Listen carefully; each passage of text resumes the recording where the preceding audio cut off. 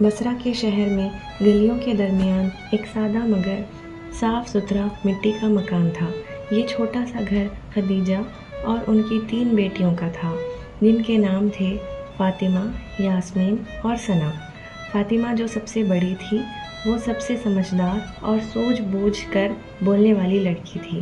یاسمین دوسری بیٹی تھی، جو ہمیشہ مسئلوں کا حل ڈھونڈنے والی، سوجھ بوجھ رکھنے والی لڑکی تھی۔ ثنا جو سب سے چھوٹی اور پرجوش رہتی تھی، اس کی آنکھیں ہمیشہ امید سے چمکتی رہتی تھیں۔ ایک شام ان کی ماں خدیجہ کی طبیعت اچانک خراب ہو گئی۔ ان کی سانس پھول رہی تھی۔ تینوں بہنیں ان کے پاس بیٹھی ہوئی تھیں۔ فاطمہ نے کہا، ہمیں دوائی کا انتظام کرنا ہوگا۔ یاسمین نے کہا، لیکن ہمارے پاس پیسے نہیں ہیں۔ اس نے ایک چھوٹی مٹی کی تجوری کی طرف دیکھ کر کہا، جس میں صرف چند سکے پڑے ہوئے تھے۔ ثنا نے نرمی سے کہا، ہم اللہ سے مدد کی دعا مانگتے ہیں۔ تینوں بہنیں جانماز بچھا کر نماز اور دعا میں مشغول ہو گئیں۔ صبح ہوتے ہی یاسمین نے کہا، آج ہم کام ڈھونڈتے ہیں، شاید اللہ ہماری محنت میں برکت ڈال دے۔ تینوں بہنیں الگ الگ راستے پر نکل گئیں۔ ثنا نے بازار میں ایک بوڑھی عورت کو بیکری میں اکیلے کام کرتے ہوئے دیکھا، جو مدد کرنے والوں کو ڈھونڈ رہی تھی۔ ثنا نے اپنی آستین اٹھائی، ہاتھ دھوئے اور کام کرنا شروع کر دیا۔ یاسمین نے بازار میں ایک مسالے، کپڑے اور دیگر سامان کی دکان میں کام کرنا شروع کر دیا۔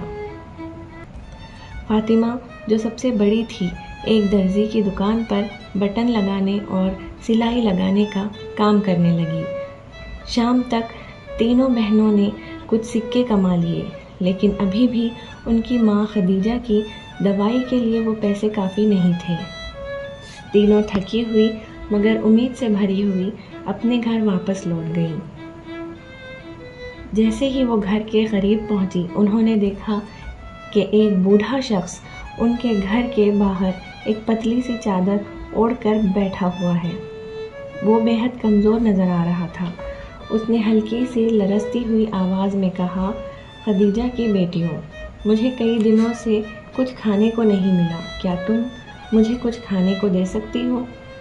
تینوں بہنوں نے دیکھا، اندر صرف ایک چھوٹی سی روٹی بچی ہوئی تھی، صرف اتنی کہ تینوں بہنیں اور ان کی ماں گزارا کر سکیں۔ فاطمہ، ثنا اور یاسمین نے ایک دوسرے کی طرف دیکھا۔ ان کو سمجھ نہیں آ رہا تھا کہ کیا کریں۔ اتنے میں ثنا نے بنا دیر کیے روٹی اٹھائی اور جا کر بوڑھے آدمی کو دے دی۔ اللہ آپ کو اس کا اجر دے، اس بوڑھے شخص نے کہا، شکر گزار ہوتے ہوئے، اور آہستہ آہستہ چلا گیا۔ اس رات بھوکے پیٹ بنا شکوہ کے تینوں اپنی ماں کے ساتھ سونے کے لیے بیٹھ گئیں۔ جب فاطمہ جھاڑو لگا رہی تھی تو اس کی جھاڑو اچانک کسی سخت چیز سے ٹکرائی۔ وہ حیران ہو کر نیچے جھکی۔ زمین کا ایک چھوٹا سا حصہ ڈھیلا محسوس ہو رہا تھا۔ فاطمہ نے اس ٹکڑے کو ہٹا کر دیکھا، نیچے ایک پرانی لکڑی کا صندوق تھا۔ اس نے صندوق دیکھ کر اپنی بہنوں کو آواز لگائی۔ انہوں نے کھول کر دیکھا تو اندر ایک سونے کا سکہ چمک رہا تھا، ساتھ ہی ایک کاغذ کا ٹکڑا رکھا ہوا تھا۔ یاسمین نے غور سے پڑھا تو اس نے دیکھا اس میں لکھا ہے، جو اللہ پر بھروسہ کرتا ہے اور دوسروں کا پہلے خیال کرتا ہے، اللہ اس کو وہاں سے رزق دیتا ہے جہاں سے اس نے سوچا بھی نہیں ہوتا۔ تینوں بہت خوش ہو گئیں۔